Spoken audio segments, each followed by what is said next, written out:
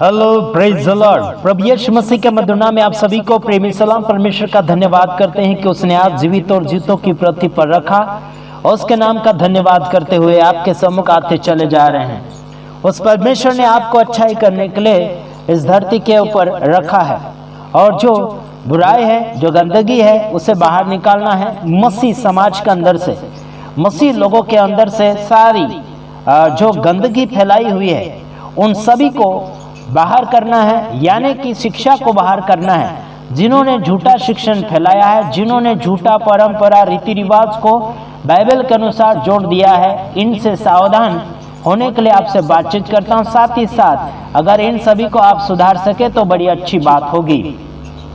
तो आपको बताना चाहता हूं कि बीते हुए दिनों से लेकर आज तक लोग हैप्पी क्रिसमस के बारे में बहुत कुछ चर्चाएं के ऊपर चर्चाएं करते चले जा रहे हैं। हम आपको कुछ बातें बताएंगे जो राजा लोगों ने नक्की किया था यह प्रभु यीशु मसीह का जन्मदिन करने के लिए। उस समय राजा सरकार चलती थी और वो लोग क्या किए कि वो लोग प्रभु यीशु मसीह के ऊपर भरोसा करने लगे या फिर परमेश्वर के ऊपर भरोसा करने लगे। उसके बाद में इन्होंने इस बात को मद्देनजर रखते हुए स्टार्ट किया। लेकिन ये जो 25 दिसंबर जो था वो सूर्य देवता के नाम से जाना माना था और सूर्य देवता का नाम है तामुस, यानी कि निम्रोद का बेटा कहलाए तो कहला, यानी कि समझ सकते आप, यानी कि सेमीरामिस का बेटा तामुस था। और तामुस जो था, क्या बोलना चाहिए, यानी कि निम्रोद तो मर चुका था। उसके मरने के बाद में सेमीरामिस जो है यानी कि प्रेग्नेंट हो गई। और वो प्रेग्नेंट हुई तो कैसे हुई कि वो नाजायज काम करके, यानी कि खराब काम करते हुए, व्यभिचार करते हुए वो प्रेग्नेंट हुई। लेकिन बातें उसने ये जाहिर करी कि किसी ईश्वर की कृपा से ऐसा उसको हो गया है ना। प्रेग्नेंट ईश्वर की कृपा से, परमेश्वर की कृपा से हुआ करके ऐसी वाफाई फैलाई गई है ना। तामुस जब पेट में आया तो उसके बारे में बात यही फैलाई गई कि कोई ईश्वर के नाम से या फिर ईश्वर की कृपा से वो गर्भवती पाई गई है। मेरे तमाम भाइयों बहनों, आपको यह बताना चाहता हूं कि तामुस जो है वो सेमीरामिस के पेट में आया तो ये किसी और का पाप का नतीजा है। और सेमीरामिस एक क्या बोलना चाहिए, व्यभिचारी कहे तो भी उसे ठीक बात है, वो व्यभिचारी कह सकते हो उसको। लेकिन उस यानी कि जब जन्म उसका तामुस का जन्मदिन हुआ, यानी कि जन्म हुआ, तब से उसे सूर्य देवता के नाम से बर्थडे किया जाता था, यानी कि तामुस का जन्मदिन है। यह प्रभु यीशु मसीह का कोई जन्मदिन नहीं है। मैं आपको कहना चाहता हूं प्रभु यीशु मसीह का जन्मदिन यह बिल्कुल 25 दिसंबर नहीं है, बल्कि सूर्य देवता के नाम से पहचाना जाता है इस तारीख को। आप इतिहास को उठाकर देख सकते हैं। समझ में आ रहा है कि नहीं आ रहा? मेरे तमाम भाइयों बहनों, आप अगर सच्चाई को जानना चाहते हैं तो आपको इतिहास देखना पड़ेगा। यीशु मसीह के 326 साल के बाद ये सब कुछ प्रोग्रामें लोगों ने शुरुआत किया। यीशु मसीह के जाने के बाद 326 साल बाद इन्होंने ऐसा सब कुछ स्टार्टिंग करने के लिए कोशिश किया। यीशु मसीह के जाने के बाद 326 साल बाद शुरू किया लोगों ने ये क्रिसमस। ये बातें आपको बताना चाहता हूं। बेबीलोन, यानी कि बेबीलोन देवता के नाम में आगे चालू हुआ, वो था तामुस का जन्म। मेरे तमाम भाइयों बहनों, यीशु मसीह का कोई जन्म नहीं होता। वो आदि और अंत है, अल्फा और मेगा परमेश्वर है। मेरे तमाम भाइयों बहनों, तामुस यानी कि सूर्य देवता के नाम से लोग भजा करते थे। वही तारीख मसीह लोगों में फैल चुकी राजा सरकार के द्वारा। वही फिर कैथोलिक, रोमन कैथोलिक ने इस्तेमाल शुरू करना शुरू कर दिया। सारे मसीहत में इन्होंने झूठी वाफाई फैला दी। उस दिन से लोग हैप्पी क्रिसमस के नाम से माने जाने जाते हैं। आपको बताना चाहता हूं, आदि शिक्षाओं को आपको और मुझे छोड़ देना चाहिए, बल्कि अभी की शिक्षा को आपको और मुझे पकड़कर आगे की ओर बढ़ना चाहिए। आप क्या करना चाहते, आप क्या समझना चाहते, यह हमें बिल्कुल मालूम नहीं है, लेकिन आपको यह भी बताना चाहता हूं कि ये बड़ा पाप है और बड़ा पाप का बॉम्ब है जो लोगों के अंदर फोड़ दिया जा रहा है।